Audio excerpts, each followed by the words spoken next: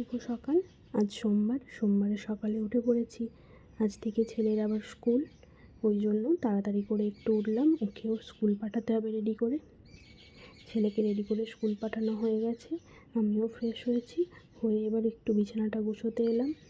বিছানাটা তুলে তারপর আর বাকি কাজগুলো কমপ্লিট করব।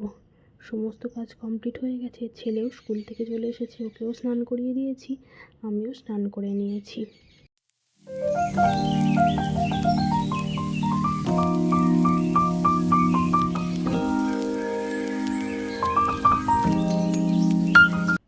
এই যে এবার আমাদের বাইরে ব্যালকনিতে একটু বসলাম, একটু এখানে বসি, আর এখান দিয়ে প্রচণ্ড হাওয়া দেয়, ওই জন্য একটু বসে থাকি, তারপর নিচে যেয়ে খাওয়া দাওয়া করব।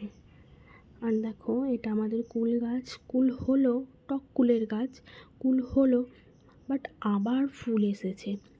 পুরো গাছটা ফুলে ভর্তি হয়ে গেছে।